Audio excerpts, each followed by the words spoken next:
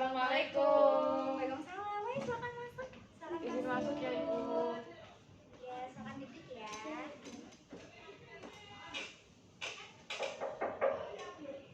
Assalamualaikum. Waalaikumsalam. Ayo duduk. Silakan.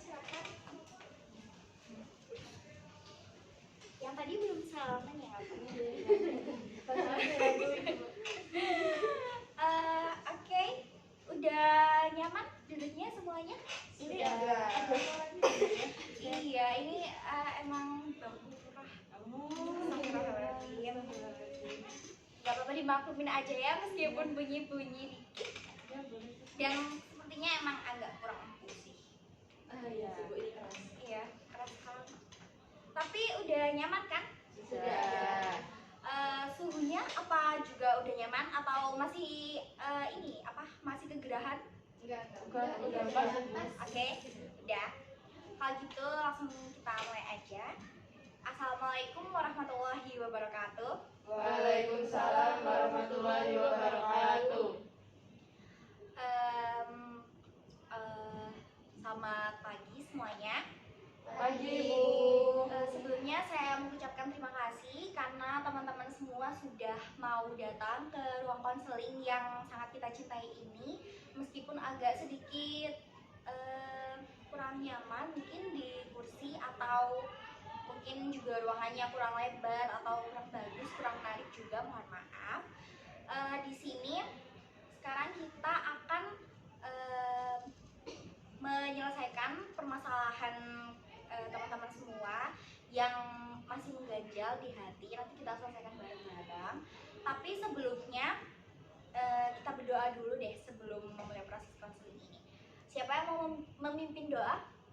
Saya Ibu. Oke, silahkan. Baik, sebelum kita memulai konseling hari ini, marilah kita berdoa menurut agama tiap masing-masing. Berdoa dipersilakan. Selesai. Baik, terima kasih. Siapa? Dengan siapa? Mbak siapa? Mbak Atta. Oke. Sebelumnya ini kalian sudah saling mengenal atau belum ya? Saya sudah sama Ibu. Oke, jadi kayaknya masih ada yang belum kenal satu sama lain gitu ya. Oke, karena masih ada yang belum kenal, sebelum mulai konseling, kayaknya nggak afdol kalau kita belum kenalan dulu. Nah, jadi kita nanti akan kenalan. Maunya saya itu kenalannya nanti kita pakai ice breaking. Nanti saya akan contohkan. Kalian bisa sebutkan nama dan juga enaknya asal jurusan atau asal tempat tinggal. Asal jurusan. Asal jurusan. Oke. Jadi nanti itu akan saya contohin dulu untuk gerakannya. Nanti itu yang pertama kalian tepuk tangan dulu, terus tepuk paha, tik. Nah kayak gitu. Jadi waktu gini itu nanti kalian bilang langsung aja kayak gini ya. Perkenalkan, nama saya asal gitu. Asal jurusan. Kayak gitu. Ada yang bisa nyontoin mungkin? Siapa yang mau nyontoin? Mungkin.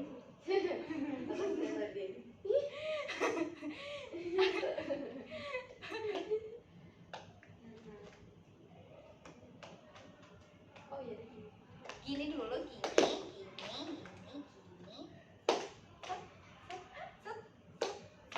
Set, gitu.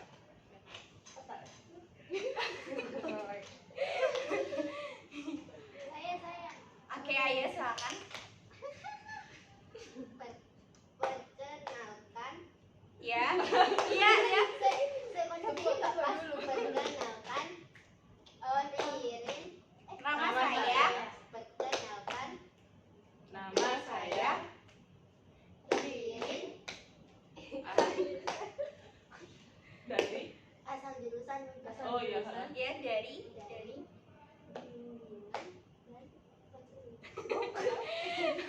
Jadi BK aja kalau gitu disingkat. Iya. Ayo coba sekali lagi.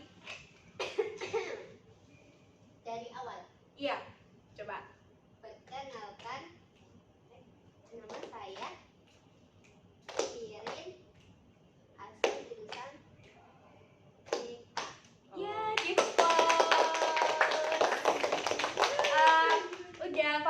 semuanya cara bermainnya? Sudah. Oke, kalau gitu kita mulai aja. Dari siapa dulu nih? Sebelah mana? Dari sebelah mana? Atau ada yang mau? Lanjutannya Mbak Dewi. Atau mulai dari awal lagi? Ya. Oke, kalau gitu silakan dari sini, nanti kayak gini aja ya kalau gitu. Ya. Ayo. Perkenalkan. Ya. Perkenalkan. Gimana Bu? Perkenalkan. Oh iya. Perkenalkan.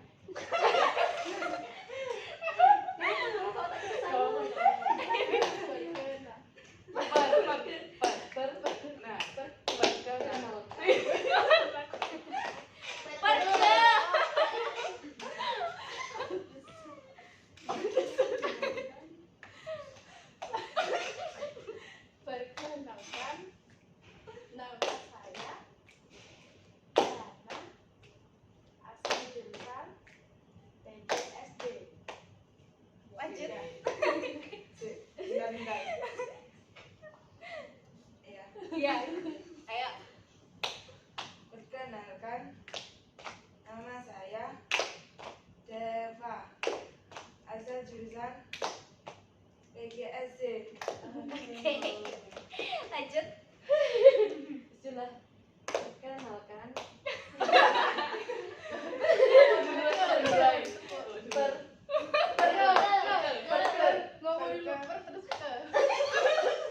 Perkenalkan.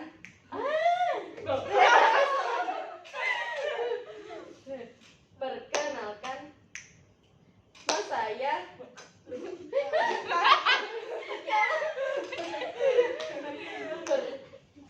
Perkenalkan. Nama saya.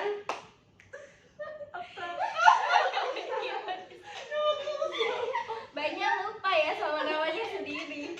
Tadi tiba-tiba kayak gini terus gini. Bukan ini dulu terus ini. Kan bismillah, coba lagi. Mohon maaf teman-teman.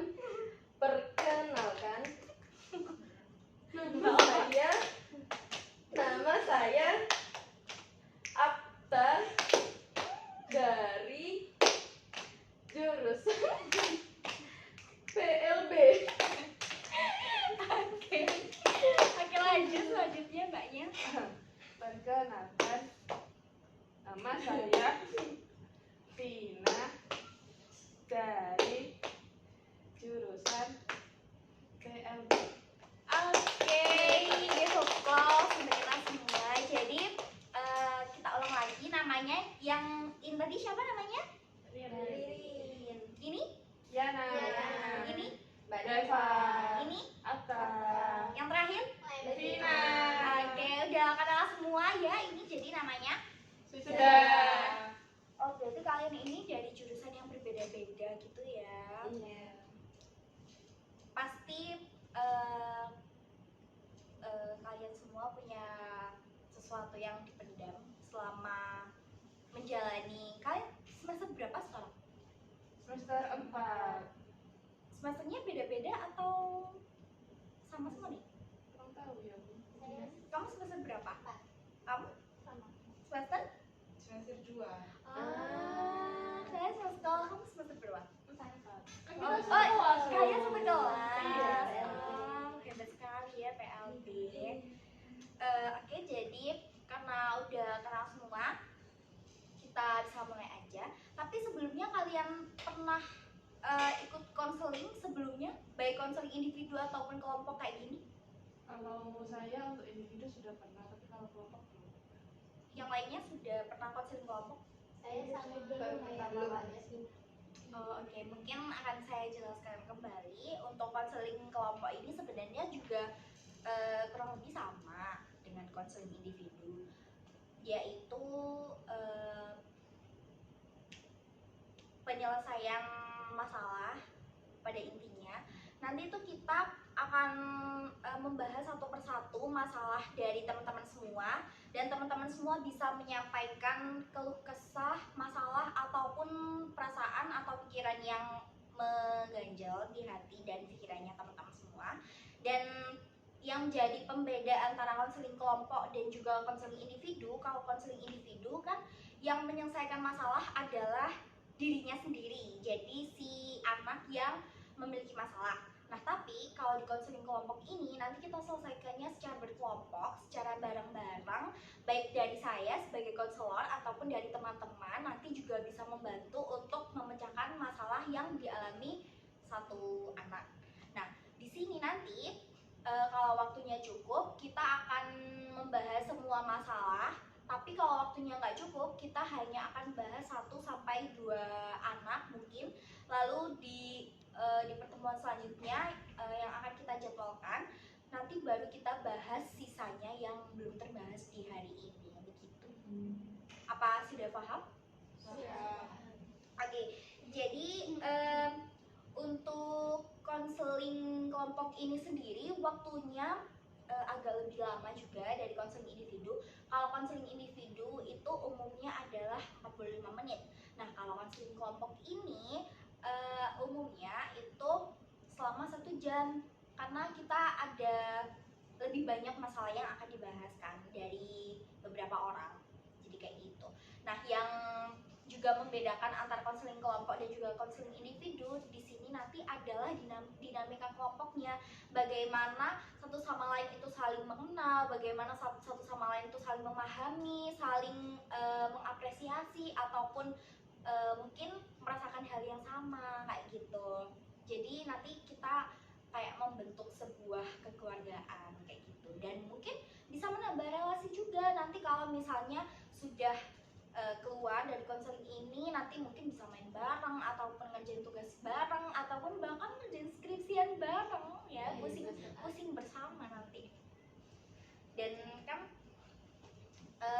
karena konseling kelompok ini kekeluargaannya juga akan dibangun, jadi lebih nyaman aja gitu untuk bercerita nanti daripada kalau konseling individu. Kan konseling individu itu kita ibaratnya kayak masih ada perasaan kayak diinterogasi gitu kan sama guru BK atau konselornya, jadi masih kayak takut-takut gitu kalau sendirian. Nah, kalau bareng-bareng gini nanti bisa jadi antara satu anak sama satu anak yang lain tuh masalahnya sama, dan bisa jadi ada pandangan baru nih gimana cara nyelesain masalah yang sama itu tadi kayak gitu. Sudah paham? Sudah. Oke.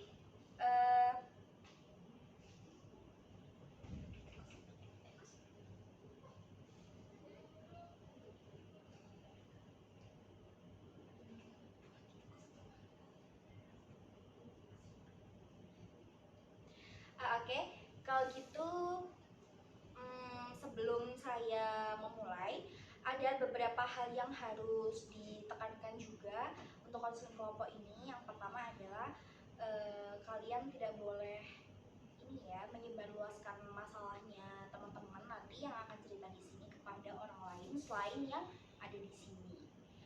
Selain itu, saya juga tidak akan membeberkan masalah kalian kemana-mana, termasuk ke dosen ataupun ke orang lain. Jadi kalian bisa bebas bercerita dan menyampaikan perasaan kalian di sini tanpa ada yang disembunyikan kayak gitu. Mbaknya apa sakit? Kok membuat tisu? Kalau gitu pilek gitu. oh Sudah siap ibu untuk bercerita. nggak apa-apa. Nanti kalau misalnya mungkin agak sedikit batuk, mungkin bisa ditutup pakai tisu aja gitu ya, biar nggak menular ke teman-teman. Cepat sembuh ya Mbak. Ngomong-ngomong, terima kasih. tapi Mbaknya masih bisa kan untuk mengikuti? Oke, kalau gitu mungkin udah cukup untuk itu. Waktunya kita selama 1 menit, 1 jam, maaf. Banget atau Iya, bener banget 1 menit ya.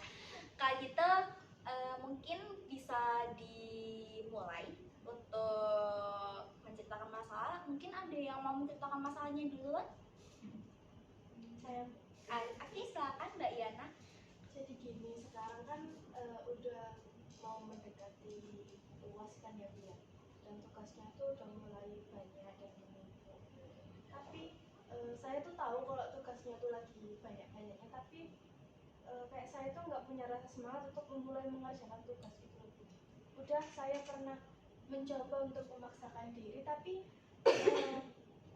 saya tuh ngerasanya otak saya tuh kayak nggak lancar gitu loh, aku buat mikir untuk mengerjakan tugas gitu. Jadi saya ikut konseling ini biar saya tuh bisa memecahkan masalah yang saya hadapi saat itu, biar saya tuh punya semangat lagi buat mengerjakan tugas itu.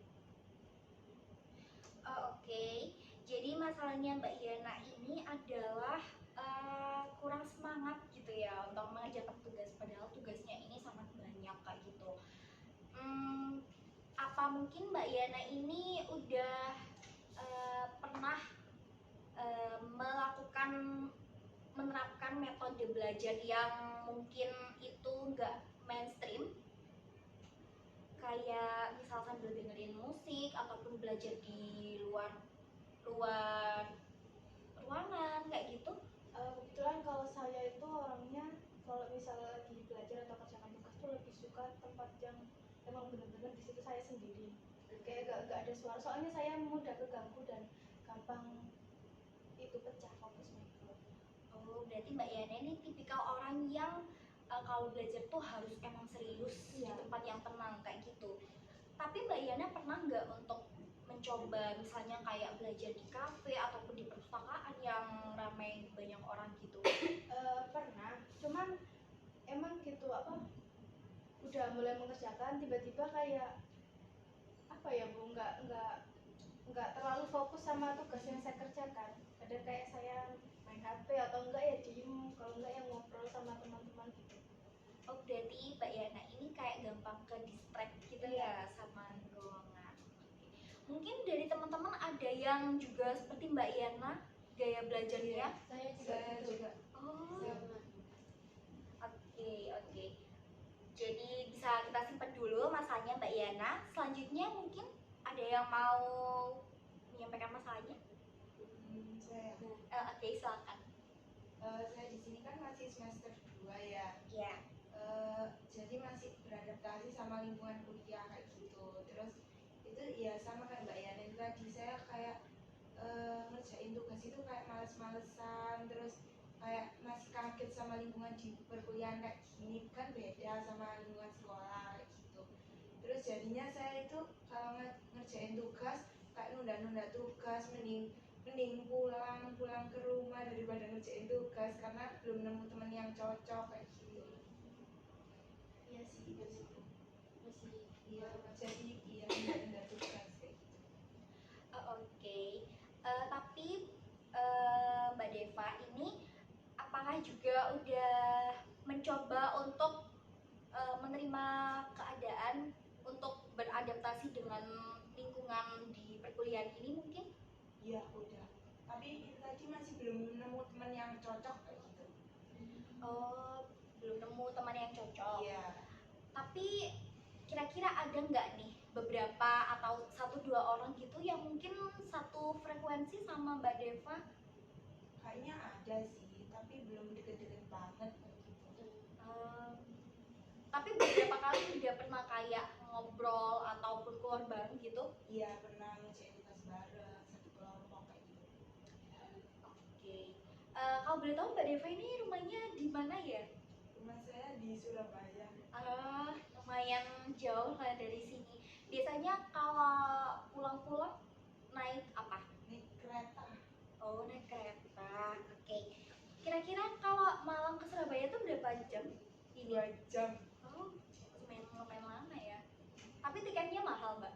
Enggak, 12.000. Makanya jadi sering pulang ya. Iya. Soalnya tiketnya juga murah. terjangkau. Iya. Oke. Kita simpan dulu masalahnya Mbak Deva. Selanjutnya mungkin Saya. Oke, silakan. Jadi saya ini kan dari awal kuliah itu ngerasa salah jurusan ya Bu. Soalnya kayak gak cocok gitu ke saya. Tapi saya juga gak mau ngulang gitu, gak mau ikut UTBK lagi. Soalnya kan capek ya Bu ya kalau ngulang terus. Nah, pas masuk ke semester ini kan makin banyak tugas. Saya itu mudah cemas. bisa gak ya gitu. Nah saya tuh tiap mau ngeyakinin diri saya sendiri itu pasti kayak ada orang lain yang bilang kalau halah baru juga semester ini gitu. Jadi omongan-omongan orang lain itu makin bikin saya overthinking, terus kayak cemas, kayak kira-kira aku nih bisa nggak ya, soalnya orang lain tuh nganggapnya tuh saya tuh kayak lebay, alay, baru semester 4 gitu Bu.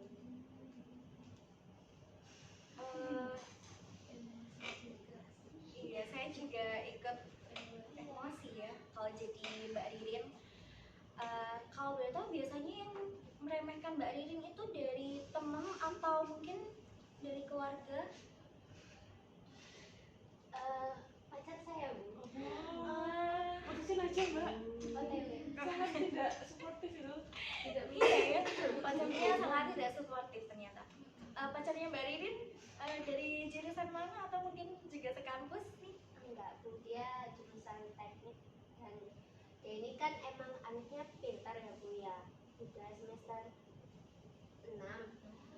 Dan dia tuh kayak ngeremehin saya gitu loh Bu. Kalau diajak kamu terus saya bilang aku mau nugas, itu bilangnya halah nugas lo bisa ngebut semalam. Nah kan dia bukan saya gitu loh Bu, kan otaknya beda, kalau saya nggak bisa kayak gitu.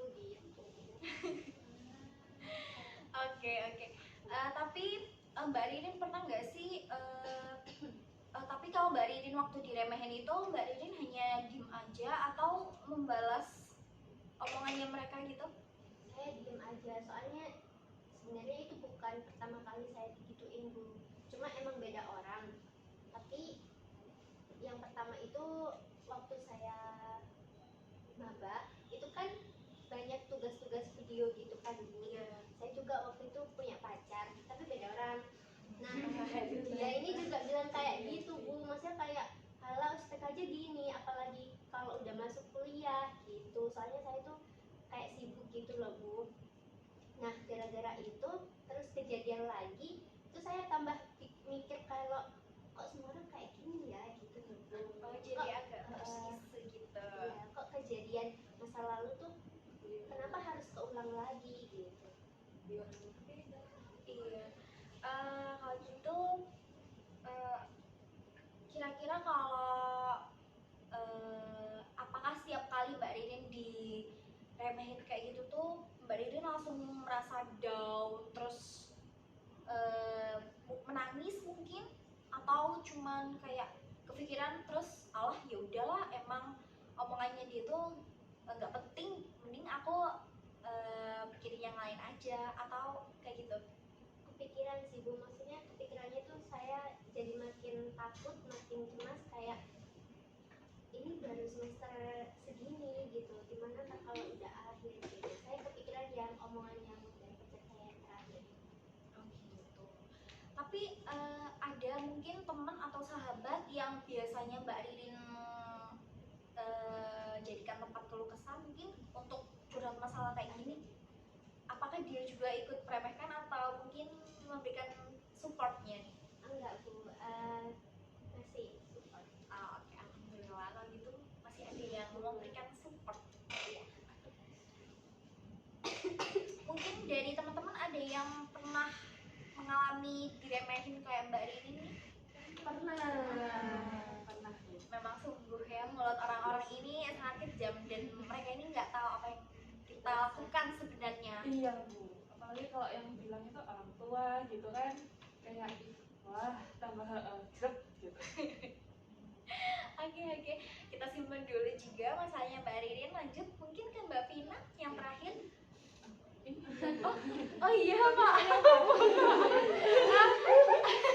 Dilupakan. Tadi dia yang lupa namanya, sekarang saya lupa sama dia. Mohon maaf. Dari Mbak Afta, Mbak Vina mau simpan duluan? Oke, silakan Mbak Vina. Saya kalau untuk masalah saya tuh lebih nggak bisa untuk mengatur waktu sih. Kan gini ya, kan kita udah semester 4. Nah makin lama, apalagi kan ini mau UAS toh, nah makin lama itu makin banyak tugas-tugas yang dikasih sama dosen, makin banyak tugas, terus makin banyak praktek-praktek juga. Terus antara saya bisa menyeimbangkan waktu untuk me time buat diri saya sendiri sama untuk mengerjakan tugas itu kadang masih kecampur aduk gitu loh Bu. Malah kadang itu kan saya suka nonton drakor gitu kan, suka nonton drajin. Nah itu nggak bisa, padahal kadang itu durasi nonton sama durasi belajar itu malah banyak kan durasinya nonton. Bisa nonton ini 5 jam, belajar 1 jam gitu. Jadi tugas-tugas ini juga kadang belum diselesaikan tapi pengen nonton, terus tapi kepikiran, tapi ya gimana, stres gitu. Apalagi semester 4 ya Allah capek gitu. Udah gitu. Oke. Kalau boleh tahu Mbak Levina ini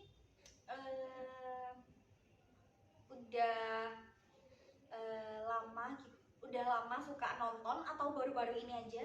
Sudah lama sebenarnya, dari SMP.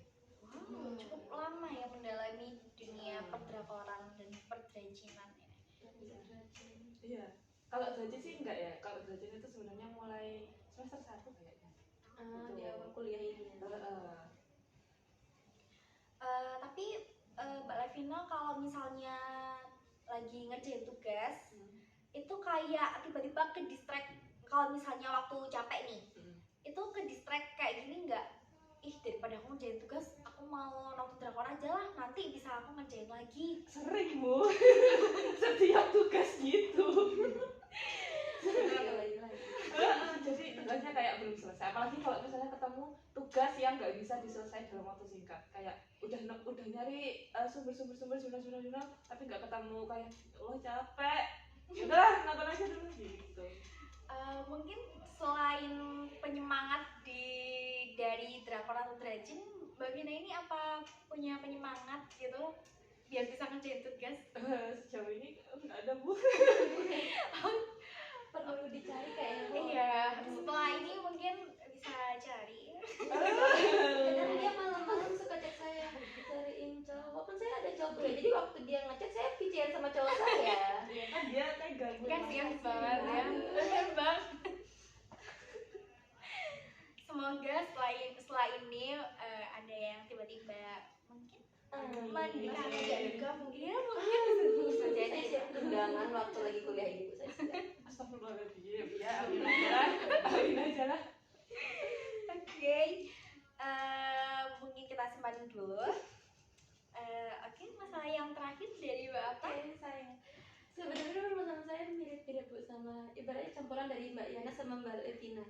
Yang Mbak Levina ya saya kayak seneng drakoran segala macem, tapi gaya belajar saya itu yang kayak Mbak Yana yang nggak bisa di tempat rame gitu, jadi waktu sendiri.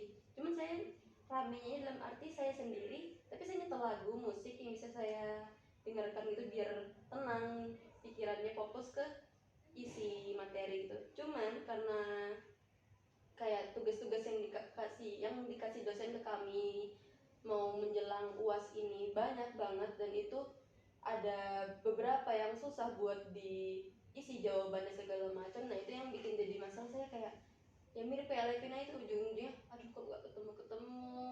Kalau udah mumet banget ya udah saya nyerah untuk beberapa waktu, beberapa saat, entah itu saya milih tidur, entah itu saya milih nonton atau apa.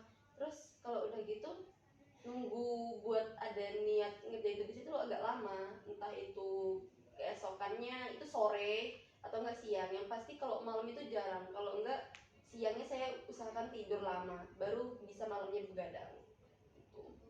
Kayak gitu. Biasanya Mbak Atta ini kalau tidur paling umum jam berapa? Tertidur sih Bu, jadi kadang nggak ngerti Bu jam berapa pastinya Bu, tertidur soalnya. Dia ini sering kalau misalnya habis malam bilang Bu, Atta kamu tugas ini udah belum? Udah nggak ada suaranya, sampai besok pagi baru ada. Ya Allah. Itu saya tertidur, kalau jam pasti itu nggak tentu Ibu. Jadi ya udah kalau misalnya buka mata oh subuh gitu. Hebat sekali. Hebat sekali ya. Tapi Mbak Atta ini apakah kayak kemudian gitu ngerjain tugas sesuai mood, atau tetap ngerjain meskipun sambil nangis-nangis dan dengerin lagu? Tergantung kondisi Bu, karena lagi nangis cuman bawain nugas, terus saya sambil denger lagu, nangisnya sambil gitu, nugasnya bentar doang, terus nggak lama ya udah saya tidur. Terus tapi kalau misalnya yang lain sisa-sisanya itu kadang saya caranya ngumpulin niat buat tugas itu beres-beres dulu. Jadi pas sambil beres-beres saya sambil ngomong, padahal yang berantakan otaknya, tugasnya segala macam, tapi malah yang diberesin kamarnya. Itu caranya saya buat ngumpulin niat, terus nugas, terus ya entah itu mencari kesibukan lain dulu sebelum membuka laptop yang benar-benar ngerjain gitu. Jadi kayak entah saya nggak ngerti ini saya ini kenapa gitu. Tapi Mbak Apta kayak pernah buat ini mungkin jadwal dalam satu hari itu jam segini ngapain, kayak gitu mungkin? Enggak deh. Atau mungkin pacarnya Mbak Apta ngingetin untuk belajar atau itu nggak mempan kayak gitu? Enggak ibu, soalnya kalau misal dari pacar saya sendiri kan saya LDR bu ya, dia di Kalimantan sana kan bu. Nah jadi saya ini ngerasa aneh bu, soalnya di saat kami di sini kan kita di sini juga ruang kelas saya itu muatnya 40-an orang, di sana tuh satu kelas itu 140 gitu, kelas besar langsung. Nah jadi mereka dalam penugasan itu jarang yang secara individu yang dikasih setiap minggu, itu jarang. Sedangkan kita ini sering kan bu, apalagi buat menjelang tugas-tugas akhir gini, individu ya ada, kelompokan yang ada. Nah kalau misalnya itu jarang, mestinya kelompok-kelompokan pun laporannya itu orangnya yang bisa dalam satu kelompok itu 12 segala macam, itu kan banyak bu ya. Jadinya kayak dia enteng-enteng aja. Terus kalau misal sekalian Vician itu dia bakal ngomong tugas terus kerja, tapi dia untungnya dia nyemangatin bu. Kalau misal saya lagi kerjain tugas malam itu dia ngechat, kalau dia nelpon nemenin gitu. Kalau saya ketiduran udah merem gini, dia bilang kalau enggak teleponnya dimatiin, terus ditelepon lagi sama dia sampai saya kaget sama dada dering gitu. Terus baru ya udah saya lanjut nugas lagi. Tapi kalau nggak kuat saya bakal ngomong ke dia, kalau misal nggak mau nugas besok pagi aja, saya bilang gitu. Jadi ujung-ujungnya ya udah saya nggak ada kekuatan penuh buat ngerjain tugas itu, maksain diri buat tugas itu nggak ada. Gitu. Berarti Mbak Apta ini juga sering ngerjain tugas pagi-pagi kayak gitu?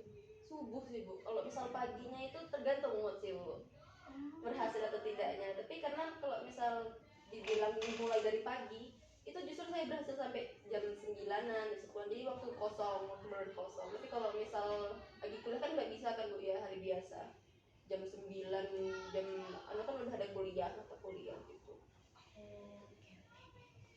Untung Mbak Apta ini ada penyemangat dan pengingat ya, jadi bisa lebih semangat gitu untuk ngerjain tugas. Berarti rata-rata dari kalian ini tugasnya udah mulai banyak ya? Iya. Yang menjelang UAS mesti semua langsung dosen ya ini. Paling umum biasanya dikasih tugas apa? Kalau udah di tempat ini banyak kan praktek sih bu emang. Apalagi kan sama proposal Udah ada ibu pusing saya Bu. iya. Kalau semester 2 paling banyak apa tugasnya? Project kayak gitu. Cukup menguras tenaga juga ya. Oke. Dari beberapa masalah ini tadi, teman-teman bisa nanti untuk memilih siapa yang akan dibahas duluan dari teman-teman yang lain. Oke, kalau gitu silakan mau langsung tunjuk aja ya kalau gitu mau bahas masalah yang mana? Iya, boleh deh. Boleh. Oke, kalau gitu kita akan bahas masalahnya Mbak Deva. Ini tadi mungkin Mbak Deva bisa mengulang masalahnya itu kayak gimana secara garis besarnya lagi. Kan ini kan masih semester awal, Ya. terus itu masih belum ada semangat buat nugas kayak gitu, gara-gara belum punya teman yang cocok buat ngerjain tugas bareng kayak gitu.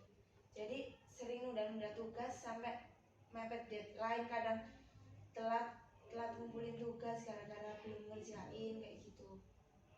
Oke. Kalau boleh tahu Mbak Deva ini tugasnya emang banyak hampir di semua matkul, atau matkul beberapa aja tapi itu tugas yang kayak berat banget gitu? Di semua matkul, dan tiap matkulnya itu berat-berat. Tidak ada. Iya.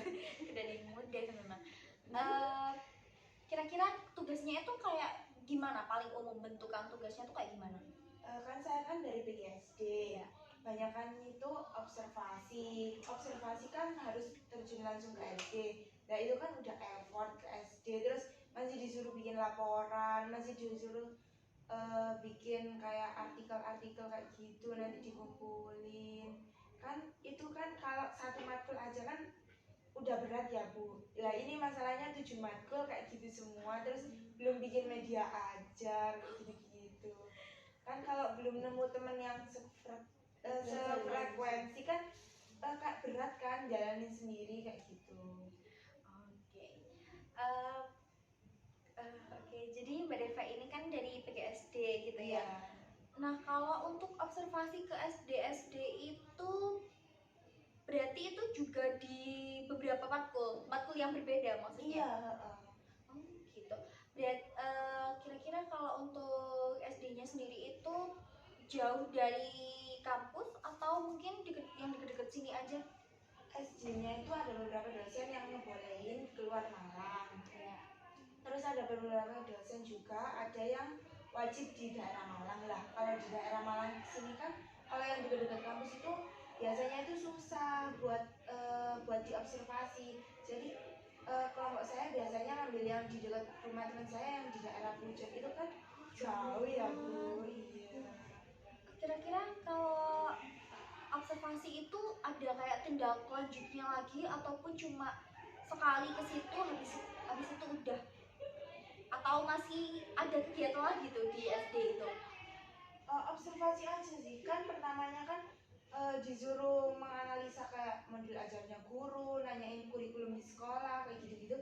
Terus nanti kan itu kan kita kan harus minta izin ke gurunya. Nah, setelah itu minta dikasih gurunya tadi, terus kita observasi terjun langsung ke kelas itu tadi udah tercapai apa belum. Terus setelah itu kan kita kan balik ke kampus lagi kan, itu pertemuan sama dosennya lagi, itu disuruh buat laporannya kayak gitu. Terus ada beberapa dosen yang disuruh buat artikel kayak gitu tentang SD tadi. Sesuai hasil Sesuai hasil observasinya itu tadi. Tapi Mbak Deva ini di semester 2 udah mulai ada praktek mungkin, atau masih kayak cuma teori-teori aja? Belum sih, prakteknya ya terjun langsungnya ya observasi itu lagi, belum praktek mengajar. Oh, berarti masih cuma observasi, belum kayak ngajar di kelas secara Iya, langsung belum. kayak gitu. Oh, terus Mbak Deva ini kan PGSD. Iya. Nah, kalau di UM ini kan PGSD kan juga ada yang kelasnya di kampus 2. Iya. Nah, Mbak Deva ini apakah juga udah ke kampus 2 gitu kalau ada mata kuliah, atau cuma di sini aja? Udah ke kampus 2 itu semester 1. Itu tergantung dosennya, kadang kan ada yang dosennya itu kan stay-nya di kampus 2.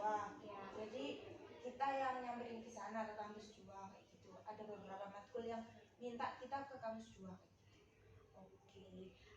Mbak Deva ini tadi kan bilang kalau beberapa belum nemu temen yang cocok kayak gitu. Iya.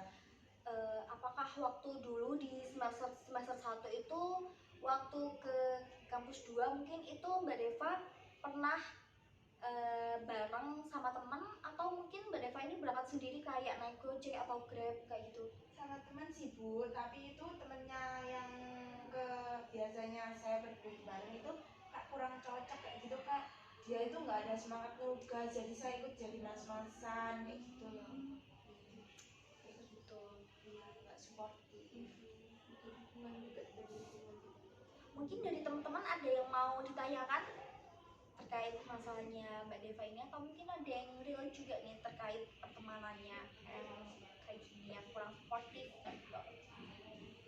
Kalau untuk saya ya Bu, untuk di kelas kita itu ada sih Bu, bukan supportif sih, tapi memang beban gitu Mas, kayak kelompok gitu tuh ya, apalagi yang cowok-cowok gitu rasanya pengen ya Allah ayo main dan selesai aja cepet dikerjain biar cepet dikumpulin kalau misalnya ada revisi langsung direvisi. Yang cowok itu lemot semua Bu, apalagi kan ada satu anak yang kayak RPDW semuanya sendiri kayak gitu. Ini masya Allah pengen selesai gitu.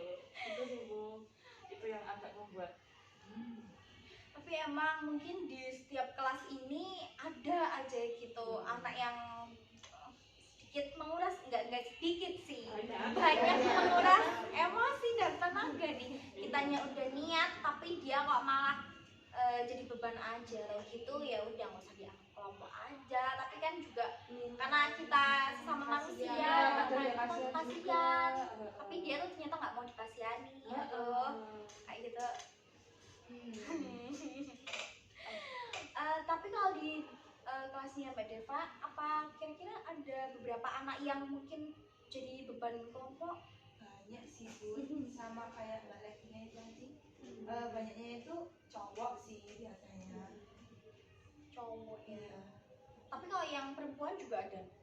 ada, tapi masih mau tapi nunggu mepet deadline dulu. Kan prinsip saya kan mending ngerjain awal-awal daripada mepet deadline nanti kita nggak ngerti terus kan keburu-buru jadi salah semua kayak gitu. Ya, oh, bagus sekali ya mengerjakan Awal-awal. mendekati.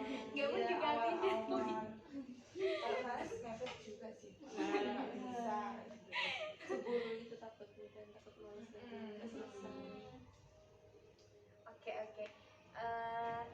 Tapi kalau misalnya misal di kelas kalian tuh ada yang kayak beban gitu, kira-kira tindakan kalian untuk menghadapi si anak ini tuh kayak gimana sih biasanya kalau boleh tahu? Iya silakan. Jadi kalau di kelas saya itu kan ada satu anak cowok, dia ini beban banget kelompoknya, beban kelompok banget. Terus dia ini bisa dibilang orang kaya sih Bu, tapi kayak gak mampu ngejoki gitu loh. Saya ini kayak kesel banget sama anak ini. Minimal kalau nggak bisa, kalau males itu joki, bukan ngambil punya temennya atau enggak pakai ChatGPT terus gak diadaptasi sama sekali. Nah, cara buat nanggepin anak seperti itu tuh saya tuh udah marah-marah, sering banget Bu marah-marah di grup kelompok itu, tapi tetap dia itu karena waktu itu dia ikut presentasi loh Bu, tapi dia masak-masak mie sama temen-temennya. Enggak. Saya yang dengar kayak kesel banget ini ya, apalagi Mbak Ririn nih yang ngalamin. Iya, jadi saya tuh udah ngamuk-ngamuk, ternyata nggak ada perubahan, jadi saya laporin deh ke dosen. Itu Bu, saya nggak mau menguras pikiran lagi Bu, soalnya udah kayak capek banget ditambah ada anak yang kayak gini, ya udahlah mending laporin aja gitu. Tapi kalau udah dilaporin gitu, apakah dia kayak menyesali perbuatannya atau kayak acuh? Enggak Bu, soalnya tetap nggak berubah sih, cuma ada paling 3 jam doang. Balik lagi. parah sih. Jadi emang setelan pabriknya mungkin emang Iya. kayak gitu. Iya kali ya. Jadi teman-teman yang lain mungkin juga ada temen yang kayak gini. Ada pasti Bu, ada.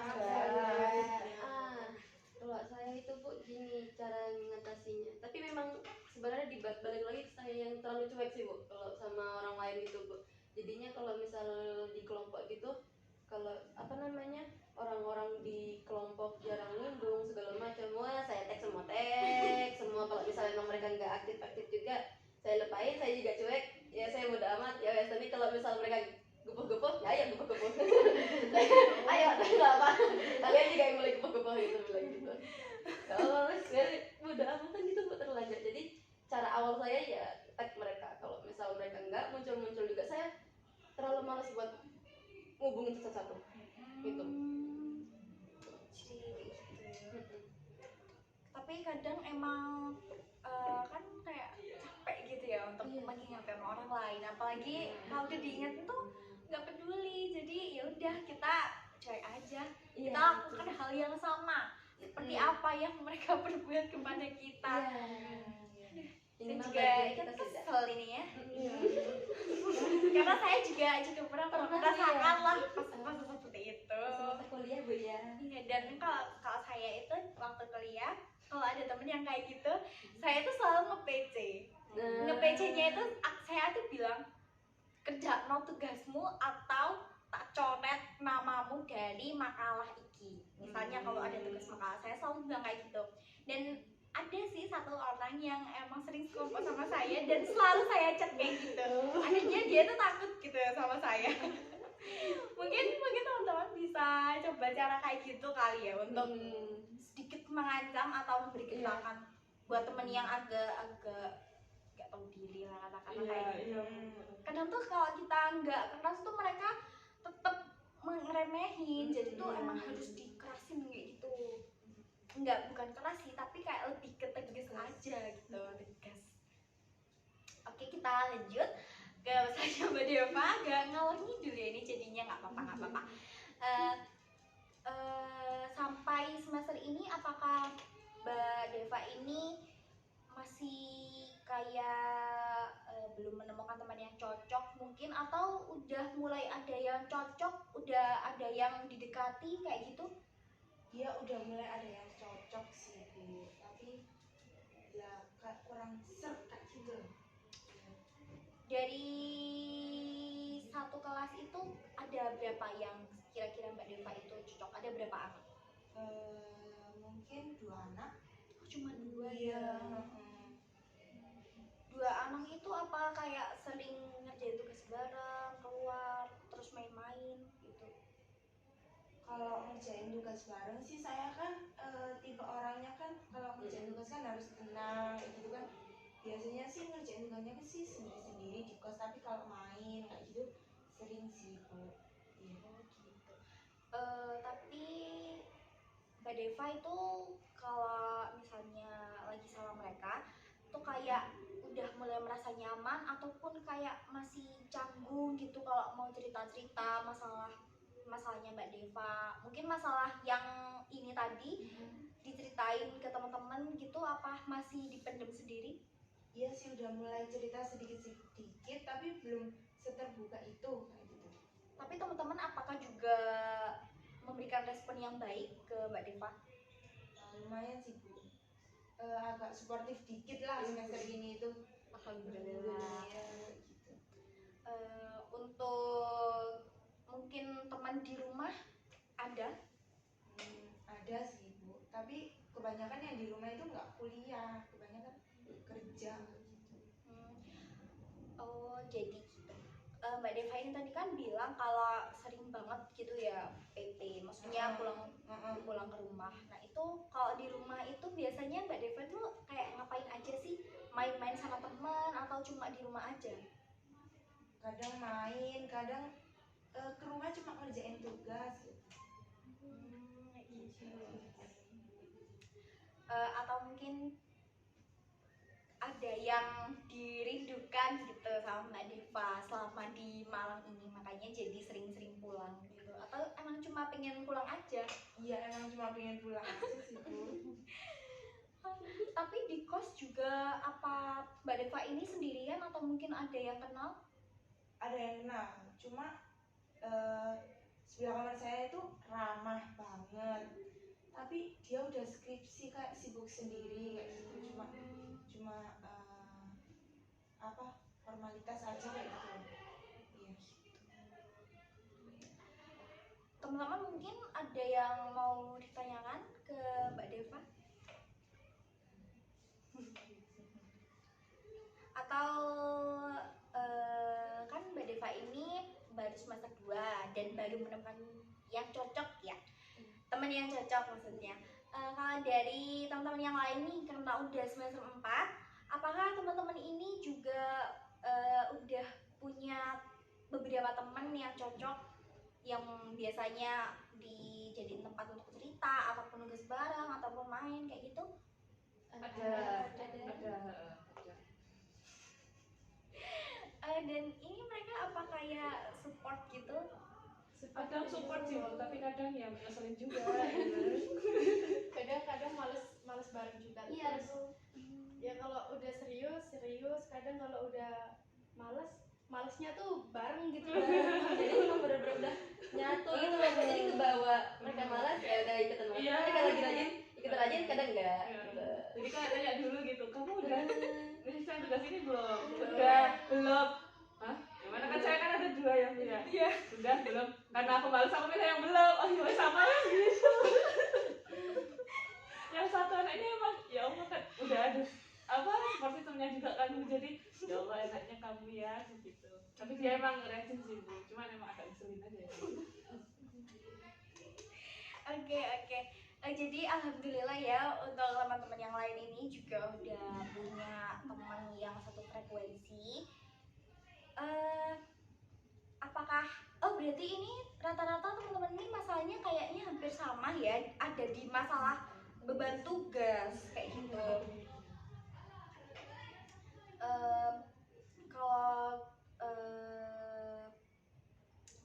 kira-kira kalau misalnya ada tugas gitu, teman-teman ini sampai sekarang masih ini enggak ya, apa kayak gampang ke distract sama hal-hal lain di luar penugasan itu, kayak misalnya Mbak Levina itu tadi nonton drakor, atau mungkin kayak lebih memilih untuk tidur aja. Sampai saat ini juga masih kayak gitu? Masih Bu. Oke.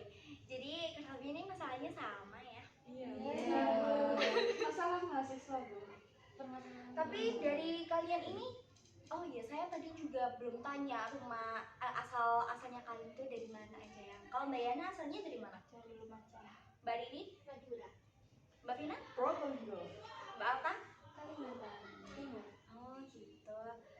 Lumayan jauh-jauh ya. Ternyata nggak ada yang orang asli Malang. Iya ibu. Perantau. Iya, semangat ya orang perantau. Iya.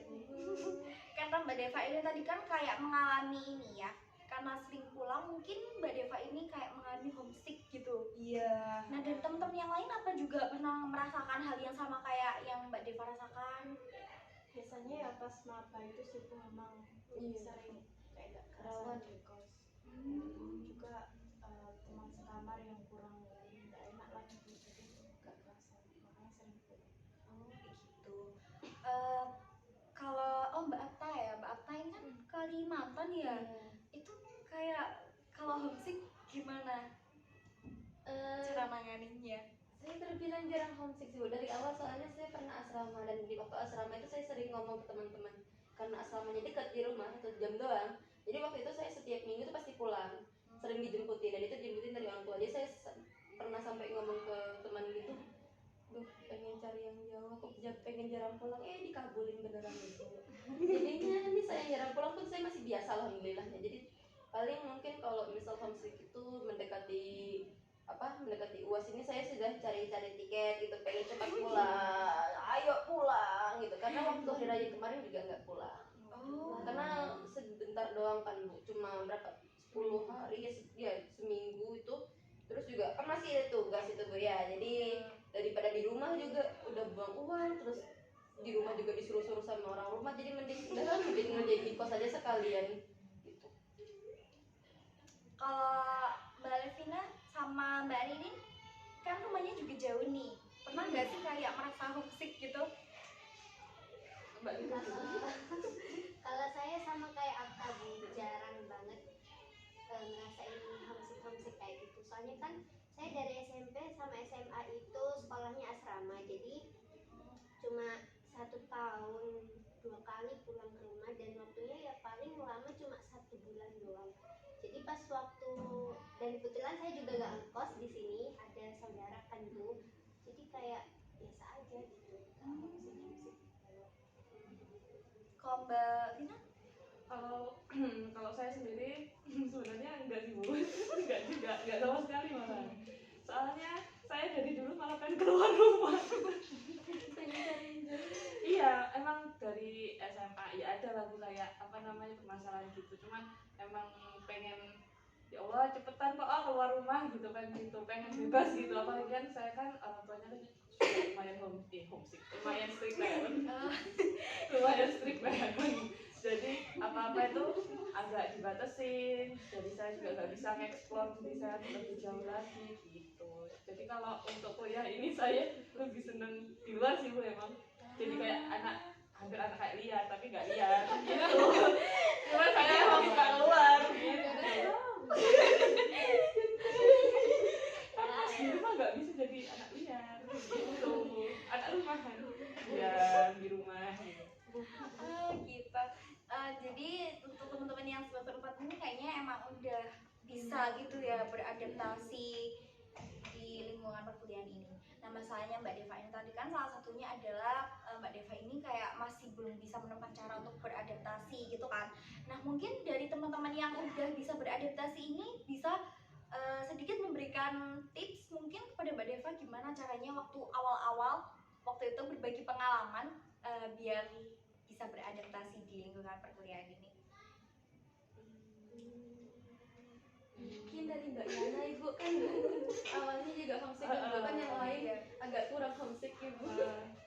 Kalau saya waktu semester 1 itu semester 1 semester 2 itu kan memang untuk temanku saya itu kantin, jadi itu kayak nggak enak, makanya saya nggak merasa. Tapi dan alhamdulillahnya maksudnya teman saya yang di kelas itu untungnya enak buat diajak ngobrol gitu. Jadi ya saya kadang mengajak teman-teman saya buat ke kos, dibuat kerjakan bareng. Di situ saya udah mulai nggak terlalu homesick lagi lah.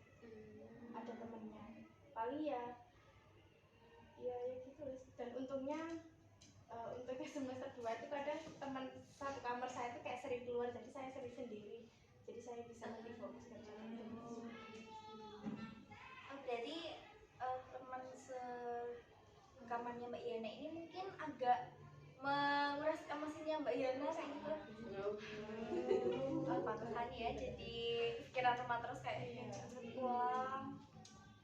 Mungkin dari Mbak Deva kira-kira gimana nih dari beberapa ceritanya teman-teman tadi untuk mengatasi homesicknya Mbak Deva ini, apakah udah punya pandangan?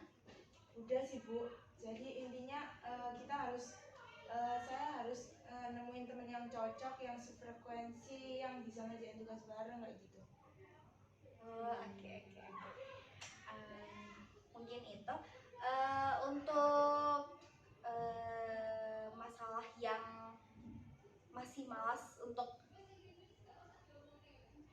mengerjakan tugas, apakah Mbak Deva juga udah mulai punya pandangan? Iya, sama sih Bu, kayak ini tadi nemuin temen yang cocok buat ngerjain tugas bareng, kayak gitu.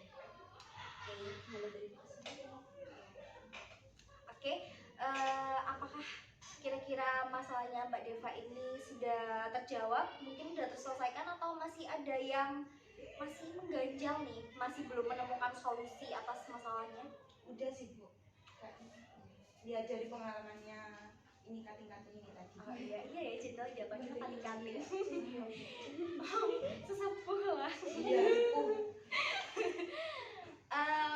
Karena masalahnya Mbak Deva ini udah terselesaikan, mungkin dari teman-teman masih ada yang belum terselesaikan kan masalahnya. Mungkin bisa ditunjuk lagi nih kira-kira siapa yang selanjutnya akan dibahas. Kalau menurut saya Mbak Rini sih, soalnya suportif di dunia kuliah itu sangat penting. Oh iya, Soalnya itu terlalu mengganggu. Iya. Bukannya OTW mengganggu tapi itu terlanjur mengganggu itu. Bahasa di dalam aja Bu. Oke, karena teman-teman ini banyak yang memilih untuk menyelesaikan masalahnya Mbak Ririn, kita akan lanjutkan konseling kelompok ini di pertemuan selanjutnya. Karena mengingat waktu kita kayaknya udah mau habis, jadi kita lanjut untuk pertemuan selanjutnya. Kira-kira bisa kapan lagi nih teman-teman untuk berkumpul di sini? Mungkin di hari yang sama, di tempat yang sama, di jam yang sama. Iya. Oke, berarti di sini di jam yang sama dan di hari yang sama. Sekarang hari apa ya? Hari Rabu. Oke. Mungkin nanti saya di akhir kegiatan konseling nanti saya akan minta nomornya teman-teman. Dan saya nanti mungkin juga akan bikin grup WA ya untuk membahas untuk pertemuan selanjutnya dan untuk membagikan ini ya, sebuah instrumen kepuasan konselingnya pada hari ini. Nanti silakan kalian isi. Udah itu aja mungkin untuk pembahasan pertemuan selanjutnya. Karena waktunya udah habis, sebelum saya menutup konseling ini, saya mungkin akan memberikan kesimpulan dulu atas pembahasan masalah hari ini. Karena yang dibahas hari ini adalah permasalahannya Mbak Deva, jadi saya akan menyimpulkan masalahnya Mbak Deva ini sampai di mana Mbak Deva ini akhirnya menemukan pandangan untuk menemukan solusinya. Yang pertama adalah Mbak Deva ini tadi katanya masih sulit untuk beradaptasi di lingkungan kuliah, karena kan lingkungan kuliah kan berbeda juga dari lingkungan sekolah. Nah, selain itu Mbak Deva ini juga masih belum menemukan teman yang cocok di kelas, jadi menyebabkan kayak pengen cepet pulang gitu setiap minggunya, kan homesick lah katakan. Dan akibatnya itu juga Mbak Deva malas untuk mengerjakan tugas kayak gitu ya. Dan untuk solusi yang Mbak Deva dapatkan berdasarkan diskusi bersama yang tadi adalah Mbak Deva nanti akan mulai mencoba untuk beradaptasi dan menemukan teman yang cocok untuk diajak mengerjakan tugas sehingga Mbak Deva bisa nyaman berada di Kota Malang ini, gitu ya. Iya. Oke. Karena tadi diawali dengan berdoa, mari kita akhiri juga dengan berdoa. Ada yang mau memimpin untuk doa terakhir, doa penutup? Saya lagi aja Bu. Ya, silakan. Sebelum kita mengakhiri konseling hari ini, marilah kita berdoa menurut agama kita masing-masing. Berdoa dipersilakan. Selesai. Oke, alhamdulillah karena konseling hari ini berjalan dengan lancar dan sepertinya teman-teman juga udah mulai mengenal satu sama lain. Alhamdulillah. Jangan lupa nanti untuk mengecek grup ya. Nanti setelah ini akan saya minta nomor WA-nya untuk menjadwalkan pertemuan selanjutnya. Setelah ini apakah teman-teman ada kelas atau mungkin ada yang kosong atau mau keluar mungkin? Oke, kalau gitu daripada keburu telat, mungkin teman-teman bisa meninggalkan ruang konseling ini ya. Silakan ya. Terima kasih Bu. Izin pamit ya Bu. Mari ya Ibu. Ayo kita Ayo. kelas. Ayo. Dadah. Dadah. Terima kasih. Keceplosan bilang jurusan BK.